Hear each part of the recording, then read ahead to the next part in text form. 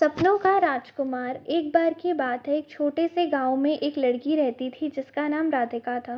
राधिका खूबसूरत, बुद्धिमान और सपनों में जीने वाली लड़की थी।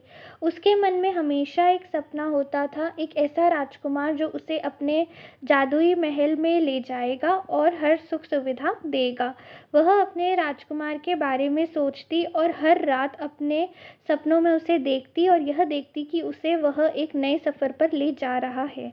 राधिका का एक सपना था कि वह अपने राजकुमार के साथ फूलों की घाटी में घूमे, जहाँ रंग-बिरंगे फूल खिलते हैं और ताज़गी भरी हवा रहती है। हर सुबह वह यह सपना अपनी माँ के साथ खेतों में काम करने लगती, जो उसे लगता कि खेतों के खिलते हुए फूल उसी के राजकुमार की प्रतीक्षा कर रहे हैं। गांव के लोग राधिका के सपनों के बारे में जानते थे। उसकी सहेलियां हंसकर कहती थीं, राधिका, तुम्हारा राजकुमार कब आएगा? लेकिन राधिका को अड़िग विश्वास था कि उसका राजकुमार एक ना एक दिन जरूर आएगा और वो अपने सपनों को हकीकत में बदल देगी। एक दिन उसने गांव के पास के जंगल में एक खूबसूरत स्थान की तलाश शुरू की, जहां वह जहाँ एक झील थी, जिसके किनारे राधिका ने अपने राजकुमार की छवि बनाई। एक दिन वह झील के किनारे बैठी थी जब उसने एक अद्भुत दृश्य देखा। एक सुनहरी किरण झील पर पड़ रही थी और पानी में एक सुनहरी फूल खिला हुआ था नजर आने लगा। वह फूल राधिका को अपनी ओर खींचता रहा। उसने वह फूल उठाया और मन में कहा, क्या यह मेरे सपनों का प्रतीक है? उस दिन के बाद राधिका रोज वहां जाकर अपने सपनों को जीने लगी। उसने अपने राजकुमार के लिए एक सुंदर महल की कल्पना की थी, जहां दोनों खुशी से रहेंगे। उसने यह भी सोचा था कि उसके महल में हर रंग का फूल होगा और वहाँ रंगी संगीत की मधुर धुन भी सुनाई देगी। सच में समय बीतने लगा और एक दिन जब राधिका झील के पास बैठी हुई थी, अचानक वहाँ एक युवक आया। उसका नाम आर्यन था। वह गांव का नया लड़का था जो अपने सपनों को पूरा करने के लिए मेहनत कर रहा था। आर्यन ने राधिका को देखा और उसकी आंखों में सपनों की चमक पहचान गया। दोनों ने एक दूसरे से बात की। आर्यन ने राधिका से पूछा, क्या तुमने कभी अपने सपनों के राजकुमार के बारे में सोचा है? राधिका ने मुस्कुराते हुए कहा, हाँ, मैंने हमेशा सोचा है कि मेरा राजकुमार कोई ऐसा होगा जो मेरे लिए पूरी दुनिया से लड़ जाएगा, जो मुझे समझेगा और मेरे सपनों को साकार करेगा। आर्यन ने हंसते हुए कहा, मैं भी अपने सपनों का पीछा कर रहा हूँ। क्या हम अपने सपनों को मिलकर पूरा नहीं कर सकते? राधिका की आंखों में उम्मीद की किरण जगमगा उठी। दोनों ने मिलकर अपने सपनों के लिए मेहनत करना शुरू कर दिया।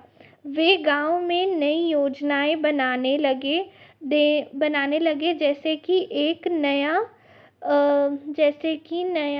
कि एक बाग लगाना, जिससे गांव में बहुत सारे लोगों को नए नए फूल देखने को मिले, गांव में खुशहाली आ सके। उन्होंने देखा कि गांव में बहुत से लोग परेशान थे। वे किसानों की समस्याओं को समझते थे और उस पर कोई ना कोई सॉल्यूशन लाने का प्रयास करते थे। उनके सपनों का महल केवल उनकी खुशी तक नहीं सीमित रहा, बल्कि उससे बाहर चला गया। कुछ महीनों बाद राधिका और आर्यन ने गांव के लिए एक स्कूल खोलने का फैसला किया। वे चाहते थे कि गांव के बच्चे पढ़ाई करें और अपने सपनों को साकार करें। उन्होंने गांव वालों को मनाया इस चीज़ के लिए और उनका सहयोग भी मांगा। सबसे मिलकर मेहनत के बाद स्कूल का निर्माण हो गया। स्कूल निर्माण होने के बाद गांव के सभी लोग काफ़ी खुश हुए और खुशी का माहौल रहने लगा। जब स्कूल खुला तो गांव के बच्चे खुशी से झूम उठे। राधिका और आर्यन ने अपने राजकुमार की तरह अपने राधिका ने अपने राजकुमार की तरह ही आर्यन को समझा, जिस तरह से उसने मदद की थी। उनको यह सुनिश्चित किया कि हर बच्चा शिक्षा हासिल कर सके, चाहे उसकी पारिवारिक स्थिति अच्छी हो या कैसी भी हो। एक दिन गांव में एक बड़ा मेला आयोजित हुआ। राधिका और आर्यन ने मिलकर इस मेले को आयोजन में काम किया था।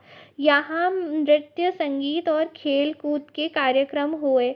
सभी गांव वाले जूते, चप्पल और न जाने बहुत अलग अलग तरीके की चीज़ों को खरीदना पसंद किया और बहुत सारे खेलों में उन्होंने भाग लिया और ये खुशी का माहौल फैल गया था। इस मेले में राधिका ने अपने राजकुमार के साथ एक विशेष नृत्य प्रस्तुत किया। उसने महसूस किया कि उसका राजकुमार केवल एक सपना नहीं है, बल्कि आर्यन के रूप में उसकी ज़िंदगी में आ चुका है।